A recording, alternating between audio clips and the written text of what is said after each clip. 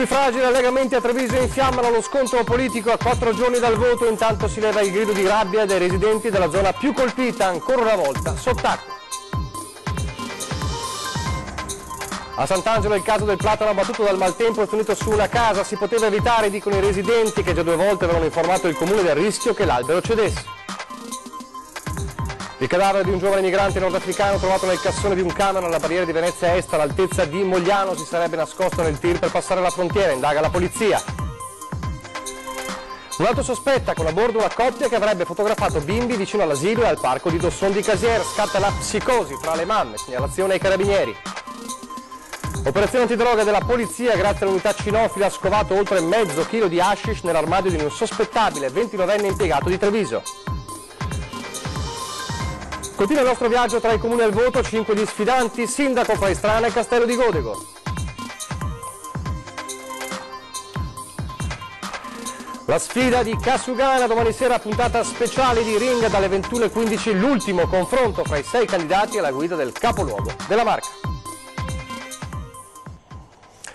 Telespettatori di Antenna 3, buonasera, ben trovati l'edizione trevigiana dei nostri telegiornali e come avete sentito e visto dai titoli tiene banco quanto accaduto nel tardo pomeriggio di ieri che per primi vi abbiamo raccontato il nubifragio, la bomba d'acqua che ha colpito soprattutto la zona sud di Treviso e la Ghirada in particolare. Tiene banco perché ancora una volta va sott'acqua una zona da sempre critica nonostante i lavori, nonostante le promesse ed è una battaglia, una polemica che si trasforma anche, come vedremo fra poco, in uno scontro politico a pochi giorni dal voto.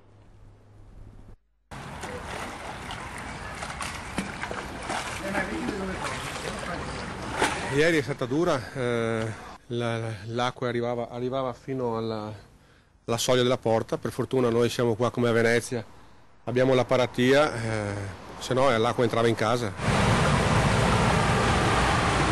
Sono state ore un po' penose, dalle 6 e qualcosa in poi sono state ore penose. Forse alla Ghirada il tanto vituperato Mose servirebbe perché, e lo dicono i residenti aggiungendo ironia alla rabbia, qui basta un violento temporale per trasformarsi in Venezia. La bomba d'acqua e i suoi effetti, certo i disagi non sono mancati nemmeno a Preganziol, Ponzano e Villorba, con strade come fiumi e auto bloccate, ma è soprattutto nell'area storicamente più critica del capoluogo che si scuote la testa. Sono proprio stanca perché sono 25 anni che sono qua e sono andata sotto acqua 13 volte.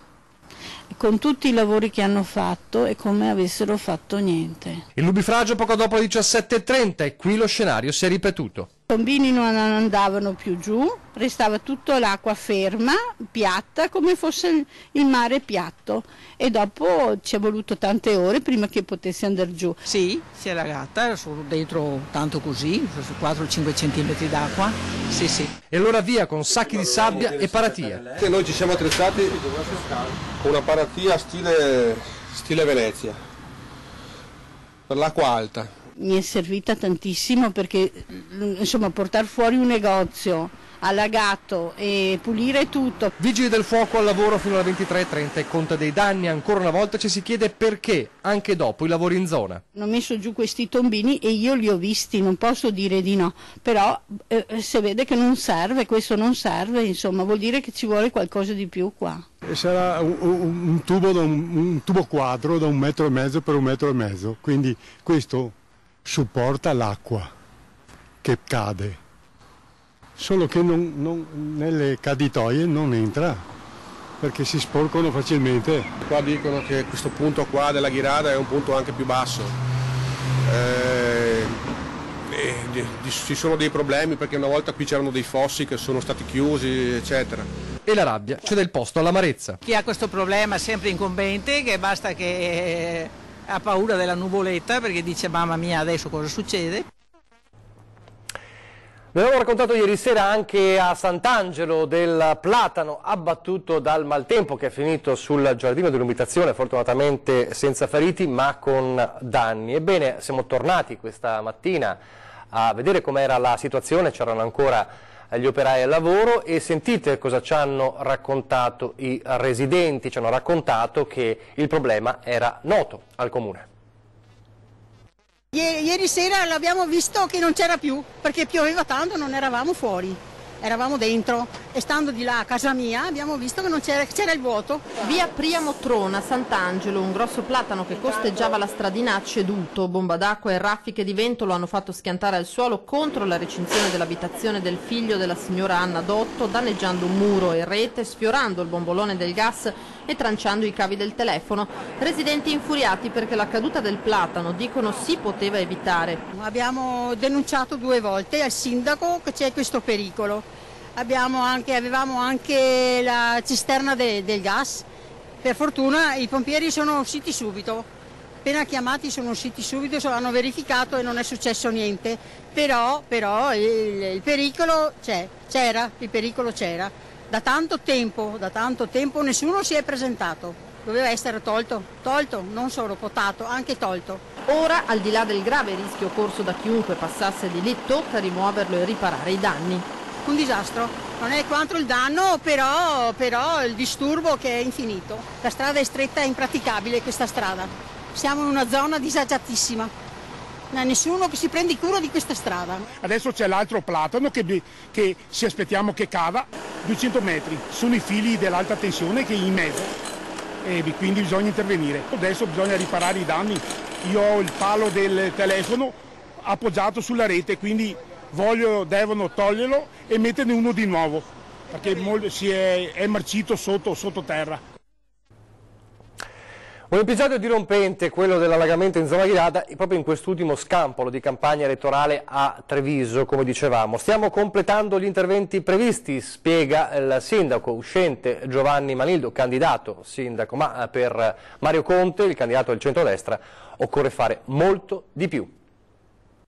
Per mettere in sicurezza via Ghirada e fare sì che scene come quelle riviste ieri, strade, garage scantinati allagati non si ripetano più, occorre portare a termine il piano di interventi già avviato, dice il sindaco uscente Giovanni Manildo, candidato del centro-sinistra alle amministrative di domenica. Purtroppo abbiamo fatto 2 step su 4, abbiamo investito 1,7 milioni per i primi 2 step di lavoro, abbiamo già messo il 1,7 milioni per il terzo step, quello di via Nascimben. Proprio i problemi sono stati in via Nascimben, i problemi di via Nascimben hanno causato poi anche qualche problema di deflusso nel sottopasso di via Sarpi e nella zona di via Ghirada.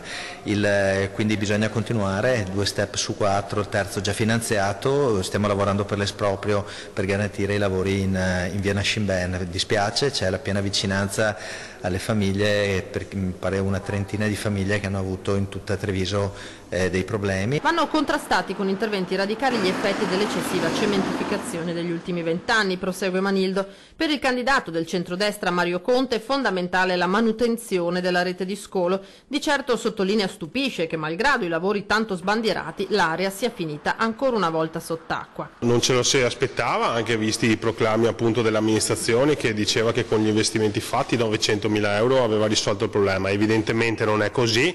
Non so se questo sia proprio il tempo delle polemiche, perché comunque ci sono dei trevigiani che hanno subito dei danni e a loro va rivolta l'attenzione, anche perché ci sono degli altri fortunali in arrivo e speriamo che non si ripeta la situazione. C'è da dire che passato questo momento di emergenza bisognerà prendere per mano la situazione in modo serio e definitivo, anche perché oltre agli interventi idrogeologici evidentemente necessari, ci sono degli interventi molto più semplici quali la manutenzione dei fossati, la manutenzione del verde e soprattutto la pulizia delle caditoie, che oggi ricordo viene fatto una volta ogni 3 anni, deve essere assolutamente rivisto. Più manutenzioni e meno piazze, anche tra gli altri 4 sfidanti per la poltrona di Casiugana la questione allagamenti accende il dibattito. Sentiamoli. Purtroppo via Ghirada non è la prima volta che va sott'acqua, non è neanche l'unico punto, ci sono dei sottopassi che obiettivamente creano molto disagio ai cittadini.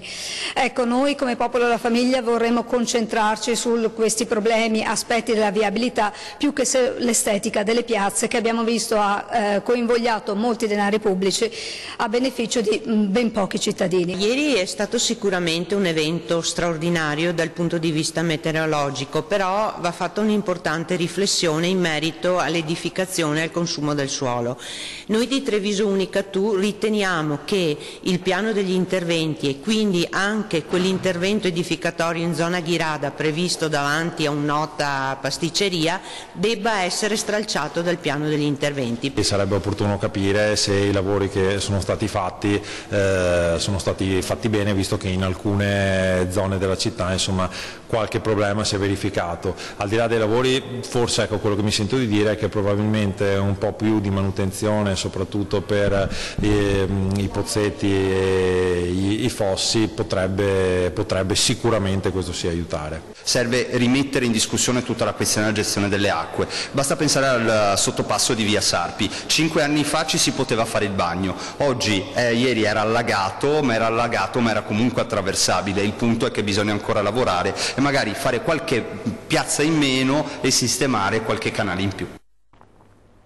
Li avete visti dunque in questi due servizi tutti e 6 candidati? Ebbene, li rivedrete domani sera per un appuntamento da non perdere, perché sarà l'ultimo match, l'ultimo confronto tra i 6 sfidanti del comune più atteso al voto nella Marca. Domani sera dalle 21:15 una puntata speciale di Ring nella quale si troveranno faccia a faccia per il rush finale Giovanni Manildo, Mario Conte, Domenico Lo Sappio, Said Caibi, Maristella Caldato e Carla Condurso. Un round per ogni tema caldo della campagna elettorale, dalla sicurezza all'aeroporto, dal commercio al turismo, partendo proprio dalle polemiche per gli allagamenti delle scorse ore. Quindi domani puntata da non perdere, domani sera su Antena 3 dalle 21:15, una puntata di Ring speciale, l'ultimo match tra gli sfidanti alla guida di K. Sugana. E adesso torniamo alla cronaca e torniamo al tragico rinvenimento questa mattina nel vano portaoggetti di un camion all'altezza di Mogliano. È all'obitorio di Treviso, a disposizione della magistratura, il cadavere del migrante trovato morto nel cassone di un camion diretto a Trieste, fermato per un normale controllo dalla polstrada del COA di Udine alla barriera di Venezia Est.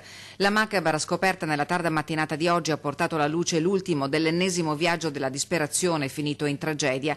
L'uomo, nordafricano senza documenti dell'apparente età di 30-35 anni, potrebbe essersi nascosto nel vano portabagagli e attrezzi del camion con targa greca arrivato in Italia via mare e sbarcato al porto di Fusina prima di ripartire verso Trieste.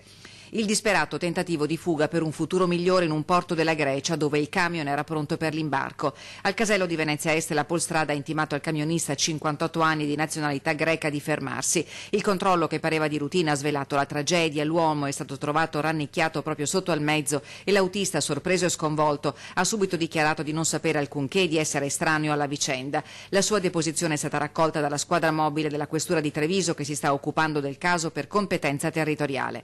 La magistratura ha disposto accertamenti per risalire alle cause della morte del migrante, che potrebbe essere sopraggiunta per asfissia o disidratazione. Chiusa la rotta libica, l'Europol ha lanciato l'allarme sui rischi dei percorsi alternativi utilizzati dai migranti per raggiungere l'Europa, bypassando i controlli alle frontiere. I viaggi nascosti nei vani dei motori e dei bagagli e degli attrezzi dei camion a tenuta ermetica sono estremamente pericolosi per la vita dei migranti. Solo una settimana fa in territorio veneto si è sfiorata la tragedia. 2 migranti nascosti nel cassone di un camion partito dalla Spagna volevano arrivare in Francia, ma si sono ritrovati esausti nel Padovano a Grantorto, dove hanno chiesto aiuto ai carabinieri usando il cellulare che gli ha salvato la vita. Adesso parliamo di un tam tam che nelle ultime ore si è diffuso velocemente attraverso i social, soprattutto WhatsApp ma non solo, e che ha raggiunto numerose mamme. C'è una coppia in auto che fotografa i bimbi vicino ad asilo e vicino al parco, e così a Dosson di Caserma, poi non solo, è scoppiata la psicosi. Un messaggio via WhatsApp che ha raggiunto in poco tempo le mamme di Casier. Una coppia a bordo di una macchina sarebbe stata annotata proprio vicino al parco di via Vecelio, a Dossone, poi davanti alla scuola elementare. L'uomo avrebbe fotografato dei bimbi, addirittura avvicinato un piccolo. In sostanza pare che ci sia questa Jaguar nera che giri, ieri l'hanno visto appunto, è successo all'amicizia di Greta in via Piave a Casier, è stato avvicinato da questa coppia, lui ha 50-60 anni dicono, carnagione scura, lei una ventina ed è mulata, hanno cercato di caricarlo in macchina. Immediatamente questo ha scatenato una vera e propria psicosi, non solo, ma ha cominciato a circolare anche la foto della vettura ritenuta l'auto della coppia sospetta. Ovviamente, se qualcuno dovesse riconoscere la propria auto, e nulla c'entra con questa storia, contatti subito le forze dell'ordine per tranquillizzare le mamme. Questa mattina abbiamo girato a Dosson, dove tutti sapevano, tutti avevano sentito e tutti o quasi avevano nel cellulare il messaggio. Ho ricevuto una segnalazione sul WhatsApp. Che diceva? Che gira una macchina che avvicina i bambini e di stare attenti. Davanti alla scuola la paura è palpabile, anche perché qualcuno dice l'auto è stata vista anche qui quando uscivano i piccoli. Come l'ha saputo allora? Una mamma mi ha mandato il messaggio con WhatsApp, proprio il messaggino di stare attenti, le iniziali appunto dell'auto e praticamente se si vede di chiamare le forze dell'ordine. Sì. C'è paura, è venuta anche a prendere sua figlia, ha detto. Sì, apposta, anche se è un po' grande, ma c'ho anche l'altra piccola che vado al parco e lei ogni tanto va un po' più lontano, ho preso veramente paura e devo stare attenta. Non solo, ma la stessa direttrice della scuola Vittoria ha deciso di chiudere i cancelli, poi ha postato una segnalazione chiedendo ai genitori di stare attenti. Anche ai carabinieri è arrivata la segnalazione e qualche chiamata, così questa mattina la zona è stata perlustrata alla ricerca della macchina e di qualche conferma. Per ora della coppia e della vettura non vi è traccia, se qualcuno avesse informazioni è invitato a segnalarlo immediatamente alle forze dell'ordine. E noi lo ribadiamo, se il proprietario di quella vettura che avete visto nella foto che circolava su WhatsApp, di quella Jaguar nera, si riconosce e non ha nulla a che fare con questa storia, è pregato proprio di chiamare, contattare subito le forze dell'ordine per riportare il caso alla normalità, nell'eventualità che così sia. Adesso a Mogliano perché è tornata a casa la bimba di 3 anni che, lo ricorderete, fu lanciata dal terrazzo dalla mamma. A poco meno di un mese da quella drammatica giornata, la piccola di 3 anni è rientrata a casa, è stata dimessa dall'ospedale di Treviso ed ha potuto tornare fra le braccia del papà nell'abitazione di Mogliano Veneto. Era il 13 maggio quando la bambina è stata vista volare giù dal terrazzo, lanciata dalla mamma, che già allora era in cura al Dipartimento di Salute Mentale. Subito i carabinieri accorsi sul posto avevano capito che qualcosa nel racconto della donna non tornava. Poi la tragica verità. La mamma è stata accusata di tentato omicidio, avrebbe detto agli investigatori che sentiva delle voci che gli dicevano di fare così. Oggi è previsto il conferimento dell'incarico al perito nominato dal giudice delle indagini preliminari nell'ambito dell'incidente probatorio, che dovrà stabilire la capacità della donna di intendere al momento dei fatti e di conseguenza l'imputabilità per la piccola. Ora comincia lentamente invece la sua vita normale. Un insospettabile impiegato con oltre mezzo chilo di droga in casa, lo vediamo dopo la pubblicità.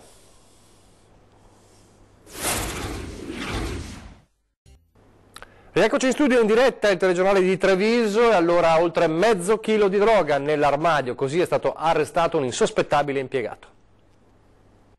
Fermato per un controllo nella zona delle Stiore, non ha saputo nascondere il suo nervosismo per la marijuana che sapeva di avere in tasca. Ma gli agenti delle Volanti, che ieri mattina si sono trovati a tu per tu con il giovane, un impiegato trevigiano di 29 anni, non si aspettavano di certo di trovargli in casa, in Viale della Repubblica, in un nascondiglio ricavato nell'armadio ben 700 grammi di fumo. Lui aveva con sé 20 grammi di marijuana, quindi sicuramente non poco, diciamo, per un uso esclusivamente personale, e quindi, anche approfittando della presenza dell'unità cinofila di Padova occasionalmente a Treviso per una mostra in una scuola elementare, di andare a fare una perquisizione domiciliare sia a casa del soggetto che a casa della mamma, di cui lo stesso aveva piena disponibilità.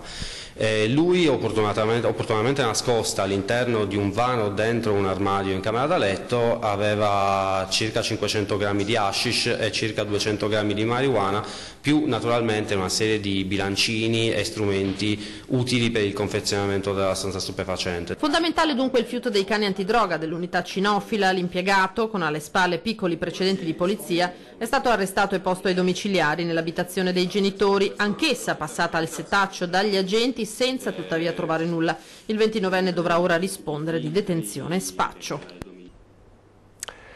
Adesso torniamo alla politica per parlare degli altri comuni al voto. Ovviamente non c'è solo Treviso, continua il nostro viaggio, ci spostiamo nell'area castellana, allora andiamo a conoscere la sfida tutta in rosa a Istrana. Per la carica di sindaco ad Istrana a sfidarsi saranno 2 donne, insomma un confronto tutto rosa, entrambe sposate con figli. Maria Grazia Gasparini, 43 anni, è appoggiata dalla lista Alleanza per Istrana. I motivi che l'hanno portata a candidarsi per la carica di primo cittadino sono chiari. Mi sono candidata perché dal territorio è emerso un dialogo costruttivo tra i gruppi dell'amministrazione uscente di Istrana Libera, il gruppo Vispo e la Lega Nord di Istrana, un dialogo che ha portato a confrontarsi su temi concreti e su che cosa fare insieme unendo le forze a favore dei nostri cittadini. La sfidante Annalisa Crespan, 44 anni, con la lista Attivi per Istrana, emozionata, ci dice che la sua squadra è l'alternativa. Mi candido per dare un'alternativa di amministrazione a questo comune. Sono 10 anni che è amministrata sempre dalle stesse persone e è stata amministrata dando sempre le stesse priorità. Ora con la mia squadra intendo dare un punto di vista diverso in modo da soddisfare le esigenze che sono state inascoltate per tanti anni dei cittadini. Priorità che vale per entrambe è la realizzazione della scuola media. Per Crespan poi al centro del programma la persona. Le priorità per Istrana sono innanzitutto la costruzione della scuola media. È una priorità in quanto in questo momento, da valutazioni che sono state fatte, è da demolire. Altra priorità per la lista civica Attivi per Istrana è quella di mettere al centro di ogni decisione la persona, mettendo in atto tutta una serie di attività e di opere per migliorare la vita dei cittadini, come ad esempio la manutenzione delle aree verdi e delle piste ciclabili. Opere pubbliche per la squadra della Gasparini. Prima fra tutte la realizzazione del nuovo complesso delle scuole medie, che andrà a rivedere e a riqualificare tutta un'intera area, anche con nuovi spazi ad uso socioculturale, area pedonalizzata e parcheggi alberati, quindi un progetto che andrà proprio a rifare il volto di Istrana. Poi ci sono tutti i servizi che stanno a cuore alla collettività, quindi parliamo di sicurezza con un progetto di videosorveglianza dei luoghi sensibili, di lavoro col potenziamento dello sportello lavoro. Istrana insomma avrà in qualunque caso un sindaco donna. 3 invece gli sfidanti a Castello di Godego, vediamo. Sarà una sfida a 3 quella per Castello di Godego. Alla carica di sindaco si candida Diego Parisotto con la lista Progetto Godego. Domenico Alberti della Lega Nord, appoggiato dalla lista civica per Godego, unica donna, vice sindaco della passata amministrazione comunale, Barbara Gardiman con Godego Viva. Queste le priorità del loro programma: importanti servizi sociali per Alberti, 59 anni, non solo. Il secondo stralcio per la realizzazione delle scuole, poi delle piste ciclabili, in particolar modo una pista ciclabile che sale verso Ramon, e poi per quanto riguarda la viabilità battermi al massimo per la realizzazione della bretella di collegamento e dei sottopassi ferroviari che rappresentano un vero e proprio problema per Castello di Godego, tenendo conto che con l'arrivo ormai imminente della nuova pedemontana sarà di molto intensificato il traffico qui a Castello di Godego. Un occhio verso il mondo dell'associazionismo, 58 gruppi a Castello di Godego, dice Parisotto, 42 anni. Un discorso legato al mondo del lavoro, un discorso legato alle associazioni.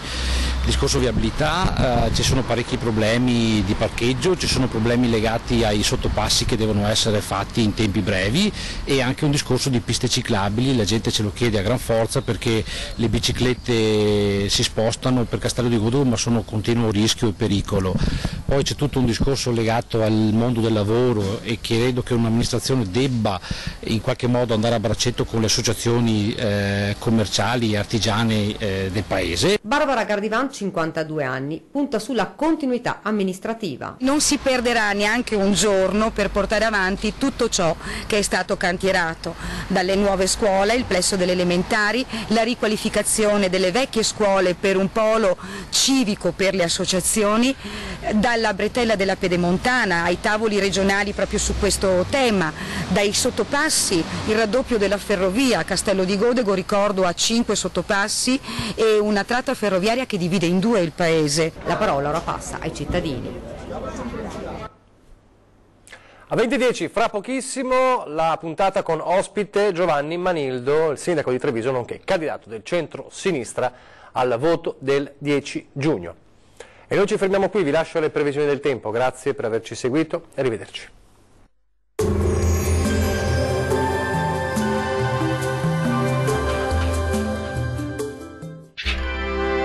Tremonti, attrezzature e materiale per saldatura professionale a Montebelluna. Ben ritrovati al meteo. Tempo spiccatamente instabile sulle nostre regioni. Vediamo il dettaglio di giovedì 7 giugno. Sul Veneto al mattino qualche piovasco solamente sui rilievi. Dal pomeriggio aumenteranno le nubi ovunque con temporali sparsi ma piuttosto frequenti, possibili un po' su tutti i settori, localmente anche di moderata intensità. Temperature minime tra 16 e 21 gradi, valori massimi compresi invece tra 21 e 27 gradi. Non cambia di molto la previsione sul Friuli Venezia Giulia, qualche spazio soleggiato in più al mattino, poi col passare delle ore deciso peggioramento con rovesci possibili un po' su tutti i settori della nostra regione. Le temperature minime saranno comprese tra 18 e 20 gradi, valori massimi oscillanti invece tra 23 e 26 gradi. Diamo uno sguardo infine alla situazione del Trentino Alto Adige, che sarà del tutto simile. Sarà infatti buono al mattino, poi nelle ore pomeridiane si accenderà l'instabilità con rovesci e temporali sparsi ma piuttosto frequenti, possibili un po' ovunque. Temperature minime intorno ai 15 gradi, valori massimi oscillanti invece tra 25 e 28 gradi circa. Dal meteo di Antenna 3 è tutto. Arrivederci al prossimo aggiornamento.